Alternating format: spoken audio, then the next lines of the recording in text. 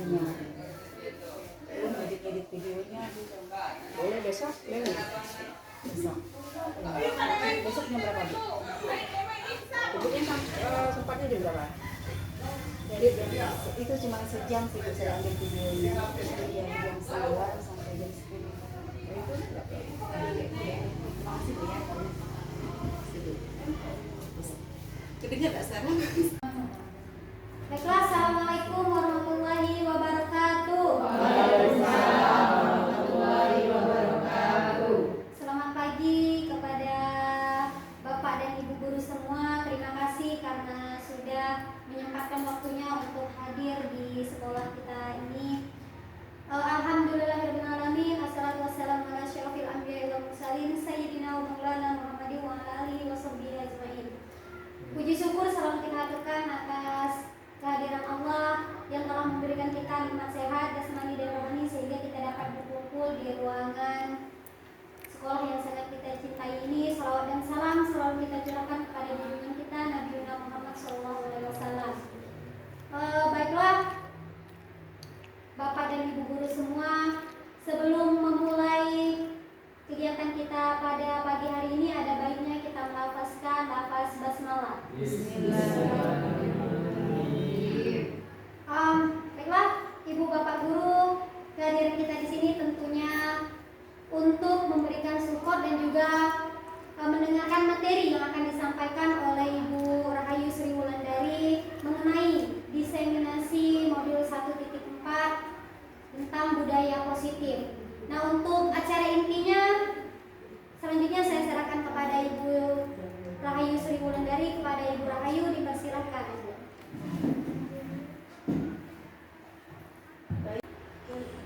Baik, assalamualaikum warahmatullahi wabarakatuh. Waalaikumsalam warahmatullahi wabarakatuh. Selamat pagi dan salam sejahtera untuk kita semua. Terima kasih kepada moderator yang sudah memberi kesempatan kepada saya.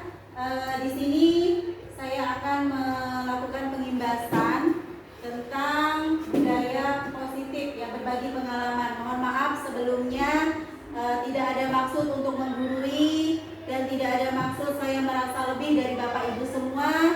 Hanya di sini kita berbagi pengalaman dan pemahaman tentang konsep-konsep inti dari budaya positif. Next. Ya, jadi sebelumnya mungkin sudah kenal, tapi saya akan membacakan profil diri saya.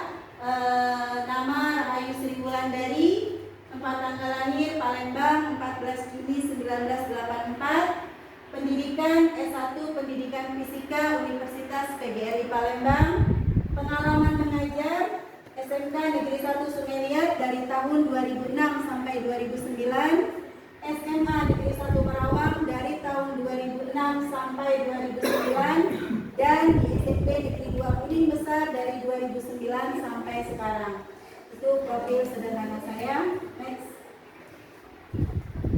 Nah, ini fasilitator dan pengajar praktik saya, yaitu untuk fasilitatornya Ibu Bayu Agustina SPD dan untuk pengajar praktiknya Ibu Imroatul Kiroah SPD. Next. Nah, sekarang kita sebelum memulai, mari kita senyum dulu selama 30 detik. Ayo Bapak Ibu semua senyum.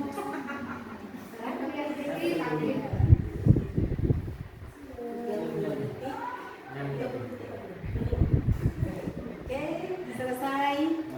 Ya, bagaimana kabarnya Bapak Ibu semua? Semangat, masih semangat?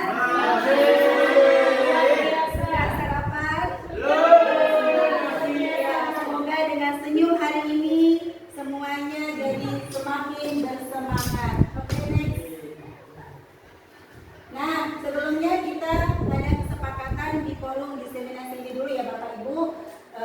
Yang pertama kita berdoa sebelum dan sesudah pelajaran, kemudian saling menghargai, kemudian menjadi pendengar yang baik, dan tidak meninggalkan ruangan sebelum diseminasi selesai.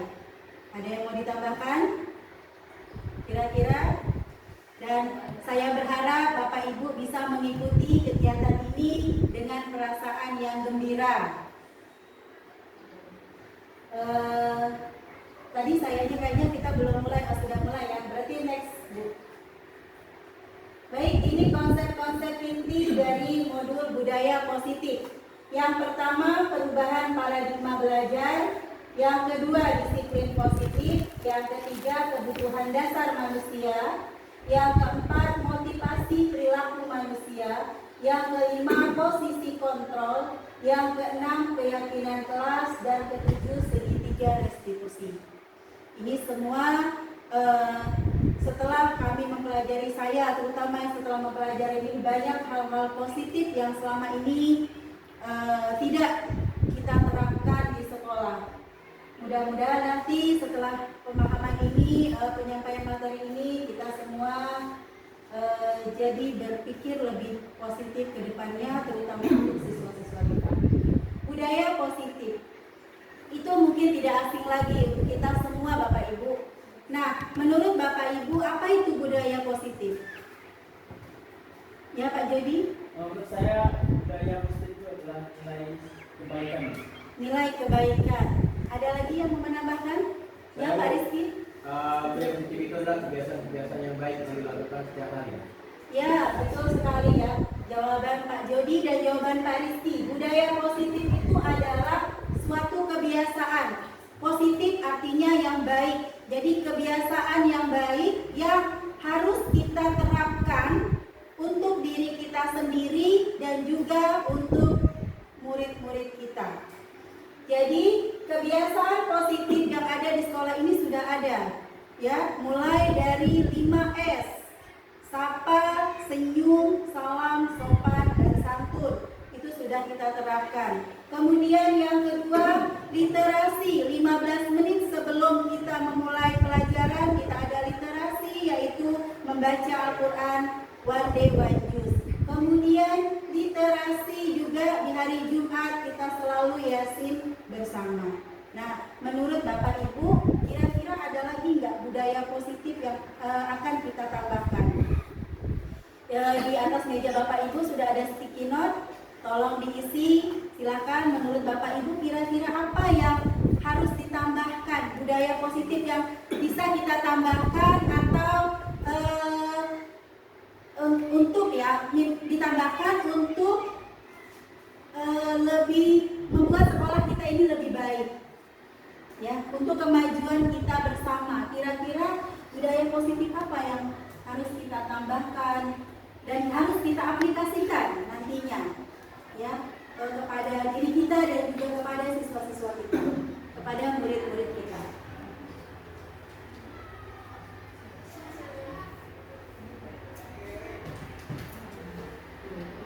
Yang sudah boleh ditempel Bapak Ibu di papan tulis, atau ditempel di kaca ini juga nggak apa-apa, nggak terlalu biar nggak terlalu jauh. Wow, juara juga. Ya, tidak apa-apa.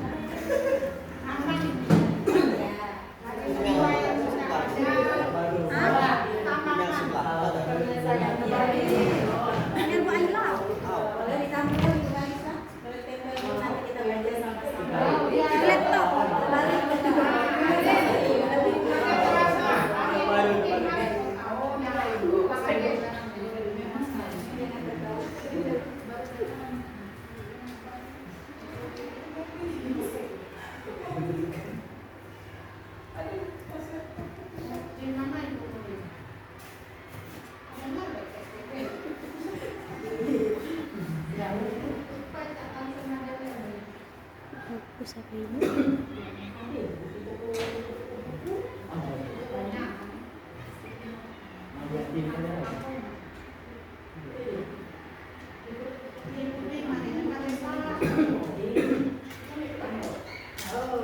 di sini boleh di belakang.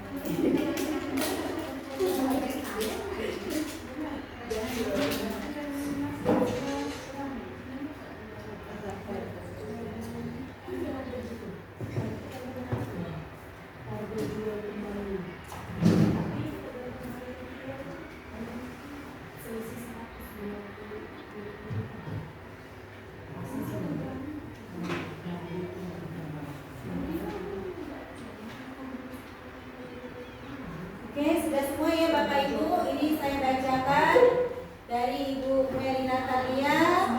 Budaya positif yang perlu ditingkatkan yaitu kebersihan kelas, kemudian kerapian seragam dan disiplin waktu. Kemudian ini dari Ibu Enita, kebiasaan budaya positif yang perlu ditingkatkan mengunjungi atau menjenguk siswa, siswi dan guru ketika sakit sudah melebihi 3 hari. Siswa-siswi dan guru berbicara dengan santun. Kemudian ada lagi kejujuran, sikap terbuka antara guru dan siswa. Salam di gerbang sebelum masuk kelas. Kebersihan kelas, tingkatkan lagi kedisiplinan piket. Saling mengucapkan salam ketika bertemu guru dan mengucapkan salam. Ya, jadi semua itu budaya positif yang harus kita tingkatkan, kita aplikasikan dan kita implementasikan untuk diri kita sendiri dan juga untuk siswa. Next. Nah, ini perubahan paradigma belajar. Pada zaman kolonial Belanda, rakyat hanya diajari berhitung, menulis, dan membaca seadanya dan untuk kepentingan kolonial Belanda. Sementara pendidikan paradigma baru, menurut filosofi Ki Hajar Dewantara, pendidikan itu adalah berpusat pada murid. Jadi untuk mencapai kebahagiaan lahir dan batin yang setinggi-tingginya. Dan juga menurut filosofi Ki Hajar Dewantara, pendidikan itu harus mengikuti kodrat zaman. Ya. Jadi artinya pendidikan anak dulu dengan anak sekarang tidak bisa kita samakan. Kita harus mengikuti dengan kodrat zamannya. Next. Nah, ini pendidikan paradigma baru, pembelajaran yang berorientasi pada penguatan kompetensi dan pengembangan karakter yang sesuai dengan nilai-nilai Pancasila. Pembelajaran paradigma baru memastikan praktik pembelajaran yang berpusat pada murid, yang mana setiap murid belajar sesuai dengan kebutuhan dan tahap perkembangannya untuk mewujudkan profil pelajar Pancasila. Jadi di sini di pendidikan paradigma baru kita dituntut bahwa pembelajaran itu benar-benar berpusat pada murid. Nah, sesuai dengan profil pelajar Pancasila kita tahu dimensinya itu ada 6. Ya, yang pertama beriman, bertakwa kepada Tuhan Yang Maha Esa, kemudian mandiri, bernalar kritis, berkebinekaan global, bergotong royong, dan kreatif. Ini semua sesuai dengan visi sekolah kita juga, sudah ada di visi sekolah kita, bahwa sekolah kita itu mewujudkan peserta didik yang beriman dan bertakwa, kemudian berilmu pengetahuan teknologi serta peduli lingkungan. Jadi sudah untuk visi sekolah kita sudah mencakup pada profil pelajar Pancasila. Oke, next. Nah, ini disiplin positif. Yang berikutnya tadi paradigma baru. Kemudian yang kedua dari budaya positif itu ada yang namanya disiplin positif. Dalam budaya kita, makna kata disiplin dimaknai menjadi sesuatu yang dilakukan seseorang pada orang lain untuk mendapatkan kepatuhan. Sebagai pendidik, tujuan kita adalah menciptakan anak-anak yang memiliki disiplin diri sehingga mereka bisa berperilaku dengan mengacu pada nilai-nilai kebajikan universal dan memiliki motivasi intrinsik, bukan bukan ekstrinsik. Maksudnya di sini Bapak Ibu, motivasi intrinsik itu motivasi yang timbul dari diri sendiri. Bahwa ketika dia melakukan sesuatu hal itu benar-benar dari kesadaran sendiri. Bukan karena takut dihukum, bukan karena takut adanya ancaman seperti itu. Itu motivasi intrinsik. Namun fakta di lapangan, fakta kita itu banyak siswa yang masih berperilaku motivasinya ekstrinsik. Ya, karena ketika melakukan sesuatu itu bukan kesadaran dari diri sendiri, tetapi karena takut dihukum, takut dengan ancaman dan sebagainya. Nah, di sini disiplin positif merupakan salah satu cara penerapan disiplin yang bertujuan untuk menumbuhkan kesadaran anak untuk melakukan sesuatu tanpa hadiah, ancaman maupun hukuman. Nah, itu tadi yang saya maksud, yaitu motivasi intrinsik. Jadi diharapkan kita sebagai pendidik itu memunculkan motivasi intrinsik pada diri siswa.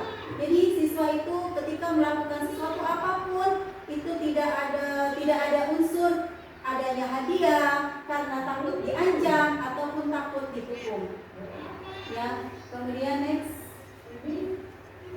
Nah, kebutuhan yang berikutnya kompetensi bagian inti dari budaya positif, kebutuhan dasar manusia. Ketika kita ingin memahami anak, kita harus ketika kita akan menghukum anak, terutama kita menghukum anak, kita harus melihat dulu kebutuhan dasar manusia. Kebutuhan dasar manusia ada 5, Bapak Ibu. Yang pertama, bertahan hidup. Yang kedua, kasih sayang dan rasa diterima. Kemudian yang ketiga, penguasaan. Yang keempat, kebebasan. Yang kelima, kesenangan. Bertahan hidup ini lebih kepada soal makan biasanya ya, bertahan hidup. Dia bagaimana caranya supaya dia bisa bertahan hidup. Bagaimana banyak kasus-kasus nanti akan saya jelaskan tentang bertahan hidup, kasih sayang dan rasa diterima. Ini adalah kebutuhan dasar manusia. Pada di sini tentunya ini adalah kebutuhan dasar pada peserta didik kita yang harus kita pahami, yang harus kita kita pahami, ya, yang harus kita pahami. Kemudian next Bu. Nah, kemudian yang berikutnya ada motivasi perilaku manusia. Motivasi adalah dorongan yang timbul pada diri seseorang secara sadar atau tidak sadar untuk melakukan suatu tindakan dengan tujuan tertentu. Jadi motivasi perilaku manusia tadi sudah dijelaskan, ada 2, ada motivasi intrinsik dan ada motivasi ekstrinsik. Motivasi intrinsik adalah motivasi yang berasal dari dalam diri manusia itu sendiri. Kemudian kalau motivasi ekstrinsik itu motivasi yang di luar kesadaran seseorang. Next.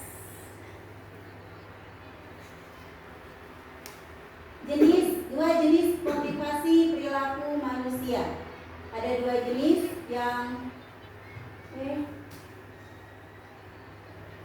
next. Nah, ini motivasi ekstrinsik Bapak Ibu adalah motivasi yang berasal dari luar. Murid melakukan disiplin diri dikarenakan takut dihukum atau menghindari hukuman. Murid melakukan disiplin diri dikarenakan ingin mendapatkan imbalan berupa hadiah atau pujian dari orang lain. Nah, kira-kira menurut Bapak Ibu banyak nggak siswa kita yang seperti ini? Banyak ya. Nah, inilah motivasi intrinsik, motivasi yang berasal dari luar. Sebenarnya ini tidak diharapkan ya. Kita sebagai pendidik dituntut untuk bisa menghindari motivasi ekstrinsik ini.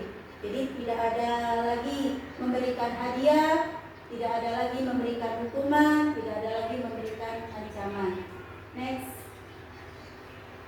Motivasi intrinsik. Motivasi intrinsik itu motivasi yang berasal dari dalam diri sendiri, yaitu menghargai nilai-nilai kebajikan diri sendiri. Murid melakukan disiplin diri dikarenakan sadar akan nilai-nilai kebajikan dalam dirinya. bahwa sadar apa yang ia lakukan memang sangat bermanfaat untuk dirinya, tanpa ada embel-embel bahwa dia takut diancam, bahwa dia takut menerima hukuman. Yang berikutnya ini ada konsep disiplin dengan identitas gagal. Hukuman. Kalau hukuman itu menyakitkan, tidak nyaman, memaksa, murid jadi takut, murid menyembunyikan kesalahan, murid menjadi rendah diri. Jadi ketika kita melakukan hukuman, di sini bahwa disiplin yang kita terapkan itu sebenarnya sudah termasuk kategori gagal. Nah, kemudian penghargaan, kita memberikan penghargaan, berharap bahwa siswa tersebut lebih baik. Ternyata di sini tidak efektif, merusak hubungan, menimbulkan sifat iri dari sesama temannya. Kemudian mematikan kreativitas.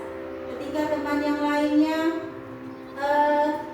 berbakat mungkin jadi bidang lain, namun tidak ada penghargaan, sehingga dia tidak menjadi malas untuk melakukan sesuatu karena tidak mendapatkan hadiah atau penghargaan.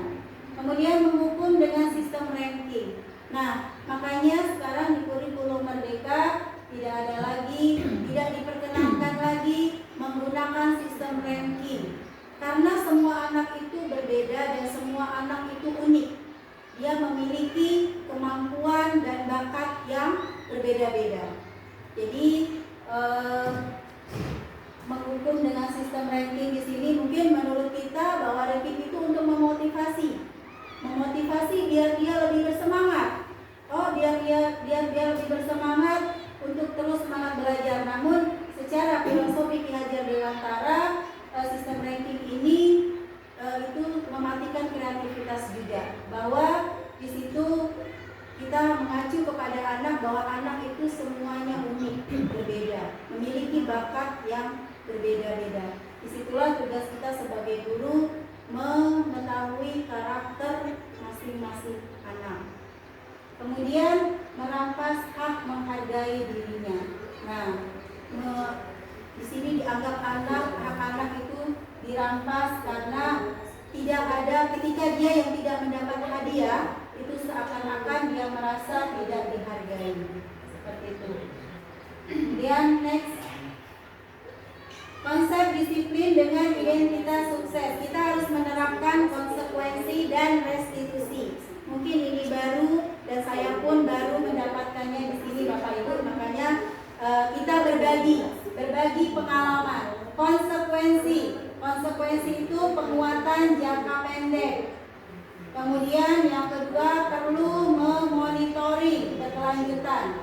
Jadi perlu dimonitor, perlu dipantau. Kira-kira anak ini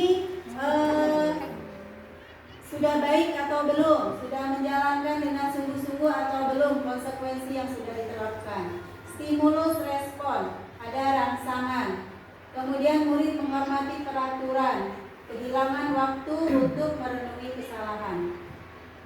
Di konsekuensi, jadi tidak ada waktu lagi dia untuk merenungi kesalahan dengan adanya konsekuensi. Kemudian restitusi.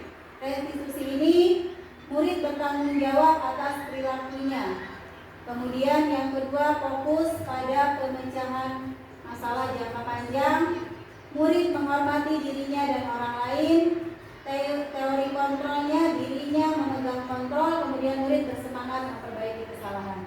Dengan kita menerapkan restitusi pada anak, ketika anak bermasalah, kita ada menerapkan restitusi ini. Bagaimana kita nanti di sini coba disuruh dulu. Di sini apa? Nah ya, ini restitusi. Restitusi itu adalah proses menciptakan kondisi bagi murid untuk memperbaiki kesalahan mereka sehingga mereka bisa kembali kepada kelompok mereka dengan karakter yang lebih kuat. Jadi maksudnya di sini ketika murid bersalah harus digali dulu kenapa dia berbuat salah. Jangan langsung dijudge. Kamu itulah kenapa kita harus memanfaatkan restitusi ini, yaitu proses menciptakan kondisi bagi murid. Ketika dia salah, bahwa dia harus benar-benar menyadari kesalahannya. Namun selama ini faktanya Bapak Ibu dan juga saya juga sama. Kita langsung mengejar siswa yang bermasalah, oh kamu langsung berdiri di lapangan, kamu langsung ambil sampah, tanpa kita tanya apa masalahnya dia membuat kesalahan seperti itu.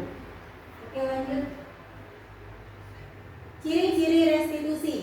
Yang pertama, menguatkan dan fokus pada solusi, fokus pada karakter bukan tindakan, bukan menebus kesalahan namun belajar dari kesalahan, mencari kebutuhan dasar yang mendasari tindakan. Nah, ini tadi ya, mencari kebutuhan dasar yang mendasari tindakan. Jadi ketika anak bermasalah, kita harus mengingat kembali 5 kebutuhan dasar yang ada pada diri anak. Yang tadi bertahan hidup, penguasaan, kebebasan, penerimaan, butuh kasih sayang, cinta dan kasih sayang. Kita harus mendasarinya dengan kita harus mengacu pada kebutuhan dasar anak tersebut. Tawaran bukan paksaan. Ditawar, apa yang bisa kamu kerjakan? Apa ya solusi? Jadi kita menawarkan solusi untuk dia memperbaiki kesalahannya. Kemudian memperbaiki hubungan dan menuntun untuk melihat ke dalam dirinya. Kira-kira setelah dia melakukan kesalahan itu, dia menyesal atau tidak? Apakah dia akan memperbaikinya lagi atau tidak? Seperti itu. Ini perbedaannya. Ini contoh kasus murid terlambat datang ke sekolah. Kalau hukuman, murid disuruh berdiri di depan kelas selama 15 menit. Itu hukuman. Ketika kita menerapkan konsekuensi, guru memberikan konsekuensi untuk tetap berada di kelas selama jam istirahat berlangsung. Restitusi, guru menanyakan keyakinan kelas dan dirinya. Kemudian guru membantu siswa menyelesaikan masalahnya. Jadi pada restitusi ini setiap kita pada saat sebelum memulai pembelajaran harus diingatkan lagi tentang keyakinan kelas yang sudah dibuat di kelas masing-masing, kesepakatan kelas atau keyakinan kelas. Kemudian kalau hukuman, guru marah-marah terhadap murid sehingga murid menjadi takut. Berapa kali Bapak bilang atau berapa kali Ibu bilang sama kamu, Bapak kecewa sama kamu. Jadi kita merasa seakan-akan kita membuat siswa itu merasa bersalah. Nah, iya. Nah, kemudian kita posisi kontrol kita sebagai teman. Cara kita menyampaikannya, ayolah yang tertib. Buat Bapak Ibu guru bangga. Kali ini tidak apa-apa berbuat salah, tapi nanti jangan diulangi lagi. Seperti itu. Kalau kita sebagai posisi kontrolnya sebagai pemantau, kamu sudah melanggar apa peraturan sekolah kita dan apa konsekuensinya, ya. Nah, itu kita sebagai pemantau. Kalau kita sebagai manajer, posisi kontrol kita sebagai manajer, apakah kamu tahu kesalahan kamu? Kira-kira bagaimana cara kamu akan memperbaiki kesalahan kamu ini? Jadi dibuat siswa itu berpikir untuk mencari solusinya sendiri. Itu posisi kontrol yang ada pada diri kita. Namun faktanya Bapak Ibu dan juga saya, selama ini kita selalu sebagai penghukum, ya. Kemudian next, keyakinan. Nah, berikutnya adalah keyakinan kelas. Kenapa harus keyakinan kelas? Apa bedanya keyakinan kelas dengan peraturan kelas? Ada yang tahu Bapak Ibu? Apa perbedaan keyakinan kelas dengan peraturan kelas? Peraturan atau tata tertib? Apa bedanya?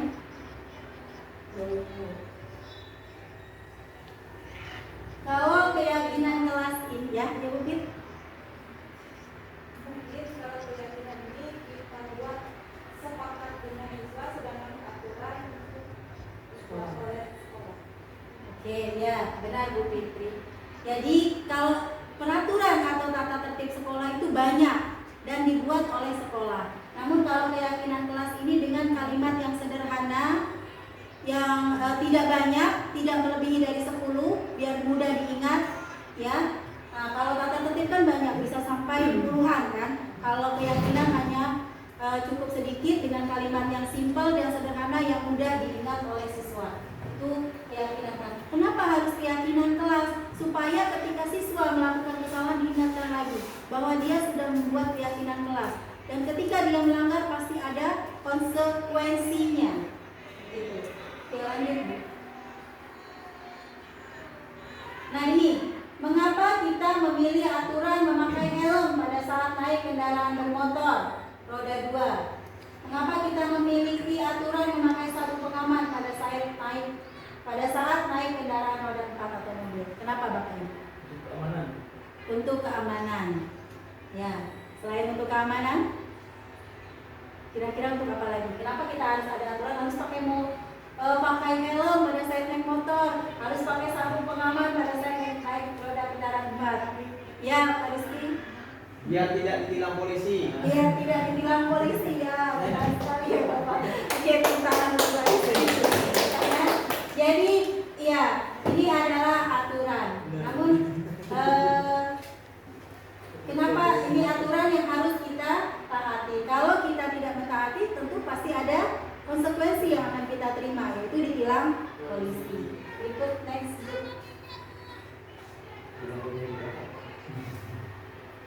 Next Bu. Nah ini proses pembuatan keyakinan kelas. Next. Bukan yang satunya nih. Ini ya, yang sebelah. Satu lagi. Tiga. Ya, rumah. Nah ini contoh keyakinan kelas Bapak Ibu. Bertanggung jawab mengerjakan tugas piket, bersikap tenang saat pelajaran berlangsung, disiplin dan bersikap jujur, saling tolong-menolong, bersikap sopan dan menghormati guru, hidup rukun dengan teman. Yaitu contoh keyakinan kelas. Jadi keyakinan kelas ini fleksibel, disesuaikan dengan kondisi di kelas pada saat pelajaran Bapak Ibu. Bisa ditambahkan mungkin saling menghargai, bisa ditambahkan datang tepat waktu, tidak boleh. Dan dalam membuat keyakinan kelas ini harus menggunakan kalimat positif. Jadi tidak boleh pakai kata tidak dan jangan. Ya, dalam membuat keyakinan kelas ini.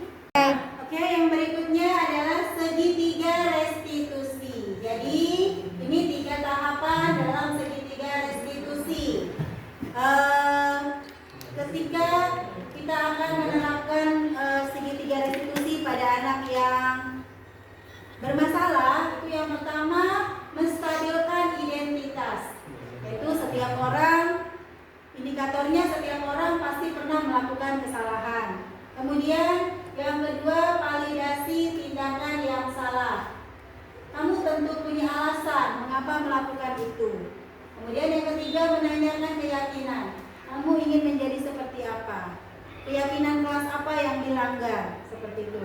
Kan kita tadi sebelum kesini kita kan sudah membuat keyakinan kelas. Jadi pasti anak itu sadar bahwa dia telah melanggar keyakinan kelas yang mana. Next Bu. Nah sekarang kita next yang kesini Bu, yang dalam. Contoh penerapan segitiga restitusi. Ada yang mau mencontohkan? Boleh? Ya, praktek segitiga restitusi. Boleh Pak Jody jadi muridnya, Istika jadi gurunya. Boleh? Boleh. Silakan. Kameranya ke sini. Jadi mana?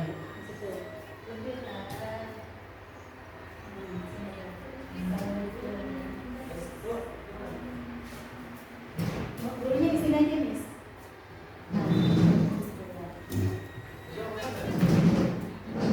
Botak kepala tikus.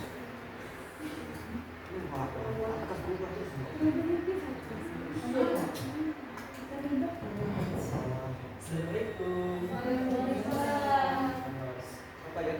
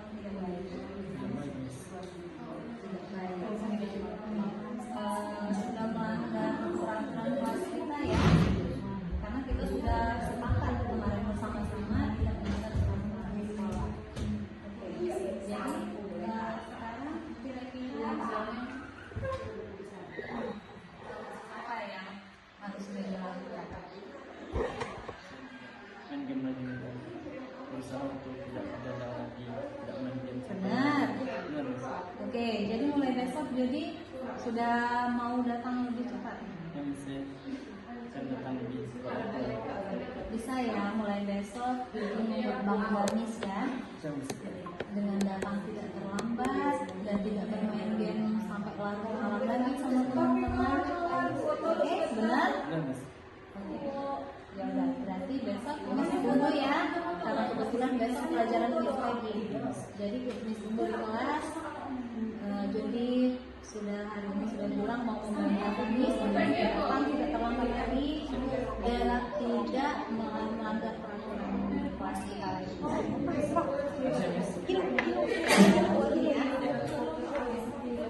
Tiga. Mari beri tepuk tangan untuk Miss Tika dan Mbak Doni yang sudah mempraktikkan segitiga restitusi. Nah, itulah Bapak Ibu ya. Jadi kita sebagai pendidik ketika menghadapi siswa yang mungkin ada sedikit bermasalah, kita mencoba menerapkan menggunakan segitiga restitusi. Jadi dicari dulu yang pertama, kita stabilkan dulu identitasnya, menstabilkan identitas dengan indikatornya bahwa setiap orang itu melakukan kesalahan. Manusia itu tidak ada yang sempurna dan sebagainya. Dengan menggunakan kalimat yang positif, berharap jadi dia dari identitas yang gagal tadi menjadi identitas sukses. Kemudian yang kedua, validasi tindakan yang salah. Tadi sudah ditanyakan mengapa alasan dia melakukan kesalahan tersebut. Jadi tadi dia terlambat, alasannya terlambat itu kenapa? Jadi kita jangan langsung main hukum begitu saja. Terus ditanyakan keyakinan, kita sudah membuat keyakinan kelas. Jadi keyakinan apa yang sudah si anak tersebut langgar? Seperti itu ya Bapak Ibu. Jadi tadi sudah sangat baik yang sudah dipraktekkan oleh Miss Tika dan Pak Juli. Terima kasih banyak. Next. Nah ini tujuannya, tujuan mulia dari penerapan disiplin positif adalah agar terbentuk murid-murid yang berkarakter, berdisiplin, santun, jujur, peduli, dan bertanggung jawab, dan merupakan pembelajaran sepanjang hayat sesuai dengan standar kompetisi lulusan yang diharapkan. Itu adalah dari standar nasional pendidikan. Nah, terima kasih banyak Bapak Ibu atas materi untuk mengikuti kegiatan hari ini. Semoga kita semua dapat menerapkan budaya positif di sekolah kita, terutama untuk siswa-siswa kita, dan kita tentunya harapan kita semua semoga kita menjadi pendidik yang bisa berpihak kepada murid dan bisa menjadi sekolah kita menjadi lebih baik lagi dari sebelumnya. Terima kasih. Mohon maaf jika banyak sekali kekurangan. Baik, sebelum saya tutup Bapak Ibu, kita refleksi dulu. Kira-kira bagaimana perasaan Bapak Ibu setelah mengikuti materi hari ini? Boleh satu orang atau Bapak-bapak dan Ibu boleh menyampaikan? Arya, Bu Mary? Ya, izin berbicara mewakili teman-teman, Bu Ayu. Ya, kalau saya pribadi setelah saya mendapatkan ilmu baru ini tentunya bagi saya seperti merasa ternyata yang saya lakukan selama ini banyak salahnya, ya, terutama dalam menegur siswa mungkin ya Bu ya. Saya merasa ternyata yang saya lakukan ada dampak tersendiri mungkin bagi siswanya. Jadi bagi saya ini ilmu baru, kedepannya saya juga berharap dapat lebih baik lagi, dapat menerapkan ilmu yang sudah diberikan kepada kami semuanya. Begitu saja dari saya. Terima kasih. Terima kasih Bu Mary, beri atur. Ada lagi yang mau menambahkan? Oke, pas ya. Baik, terima kasih Bapak Ibu atas waktunya. Mohon maaf atas segala kekurangan. Kita sama-sama belajar, Bu Mary, saya pun belajar. Kita proses belajar memperbaiki diri dan memperbaiki. Semoga kedepannya kita semua menjadi pendidik yang berpihak pada murid. Semoga sekolah kita lebih baik lagi dari sebelum-sebelumnya. Oke, saya akhiri. Assalamualaikum warahmatullahi wabarakatuh. Salam Bapak Ibu hebat.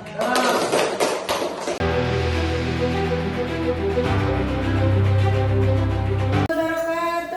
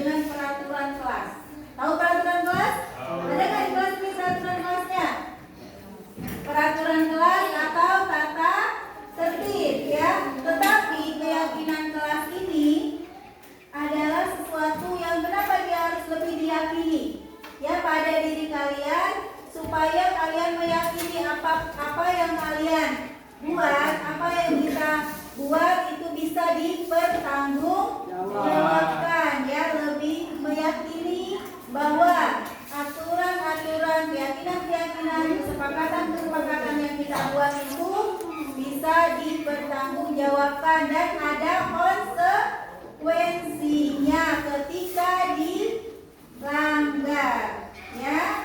Nah, contohnya apa? Ibu kasih contoh satu ya. Ibu kasih contoh satu. Nanti kalian buat di kertas ini. Kira-kira keyakinan kelas apa yang akan kita buat? Ibu kasih contoh satu. Ketuk pintu sebelum masuk kelas. Itu adalah satu kesepakatan, ya. Sepakat nggak? Sepakat. Nah, baik. Jadi itu contohnya adalah bahwa ketuk pintu ketika mau masuk ke ruangan atau masuk kelas. Sekarang ibu minta kalian buat kira-kira apa yang mau kalian buat, keyakinan apa di dalam kelas ini. Nanti nulisnya jangan di sini ya nak, yang bukan ada ininya, biar bisa ditempel di situ. Apa misalnya? Ayo coba kita buat. Tulis satu saja yang kira-kira kalian mau buat keyakinan kelas untuk kita. Misalnya Maju. tidak boleh makan di dalam kelas, gitu kan? Tidak boleh mengganggu teman. Nah, itu kan keyakinan. Ya, tulis ya satu orang satu. Nanti kalau sudah selesai tempelkan di depan ya. Ayo ibu minta semuanya. Nah, silakan tulis. Kira-kira kesepakatan apa yang akan kita buat sebelum pembelajaran dimulai, ya. Nah, sebelum pembelajaran dimulai, kira-kira kesepakatan apa yang akan kita buat sama-sama? Ayo bersama.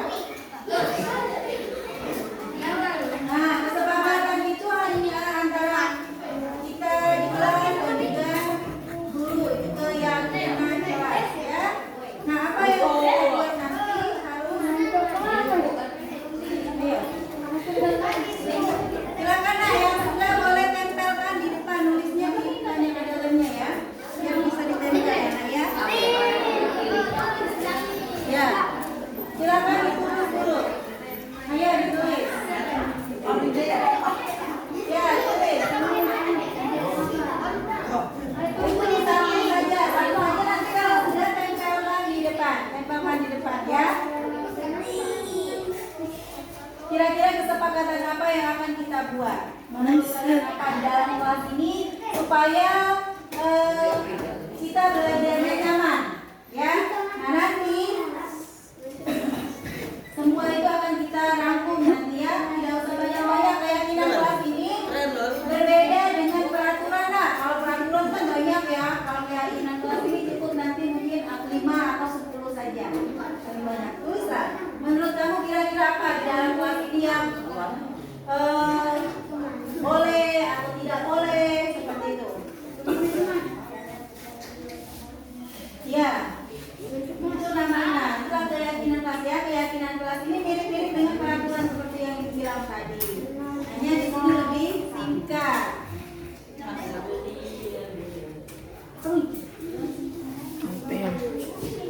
Ayo ibu kasih waktu ya.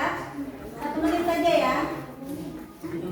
Kalau yang sudah boleh kumpulkan, boleh tempel di depan lah biar kita rangkum nanti.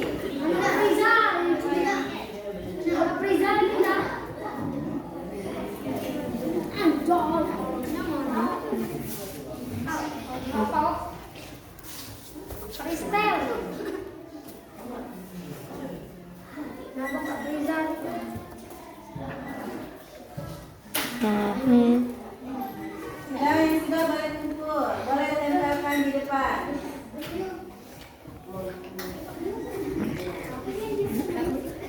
Lah, jadi lah. Kabur, lah dikat.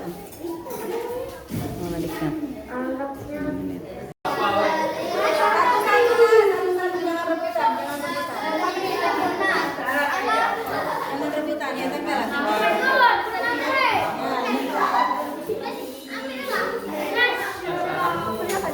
Tempel yang sudah, ayo. Ambil ya. Ini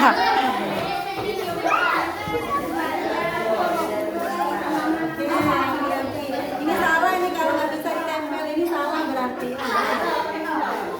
Ki. Tempat di sini deh benar, ditumpuk nah, ditumpuk di kampung. Ah di situ. Nah.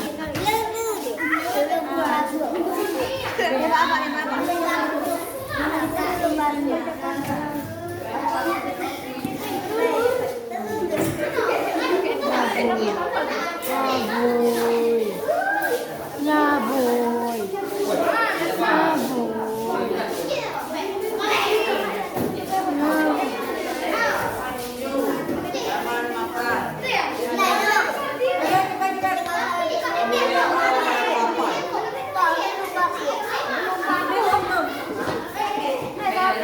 Wow. Nah, aku udah di video. Sudah lah. Oke. Oke, perhatikan. Ini adalah keyakinan kelas, kesepakatan kelas yang sudah kalian buat.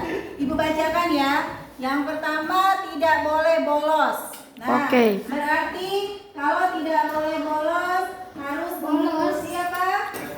Peraturan sekolah, peraturan kelas ya. Berarti melaksanakan piket kelas. Yang pertama, ada nggak di sini berdoa? Coba kita lihat. Berdoa ya, berdoa berarti keyakinan kelas yang pertama. Berdoa sebelum dan sesudah pelajaran ya. Kemudian yang kedua nah ya, sebelum memulai pelajaran. Oke. Mengucapkan permisi berarti izin ya. Izin ketika akan keluar kelas. Izin ketika akan keluar kelas. Mana lem. Kemudian Apa ada lem? yang ketiga, jangan mengganggu teman. Berarti harus saling apa? Saling menghargai antar teman. Ya. Kemudian tidak boleh berbicara di kelas ya. Nah, tidak boleh berbicara di kelas, saling menghargai antar teman. Kemudian tidak boleh ribut, harus mengikuti pelajaran dengan Lebak, Bu. mengikuti pelajaran dengan efektif atau sungguh-sungguh. Kemudian apa lagi? Tidak boleh berisik, tidak boleh ngomong kotor, berarti harus berbicara yang sopan, ya harus berbicara yang sopan. Tidak boleh keluar masuk kelas, berarti harus berapa? Ayo kita sepakati. Hanya berapa? 2 kali ya. Ya, boleh keluar masuk kelas 2 kali saja. Uy.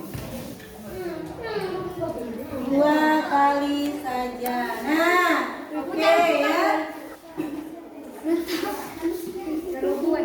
Meminta, kemudian mengangkat tangan ketika akan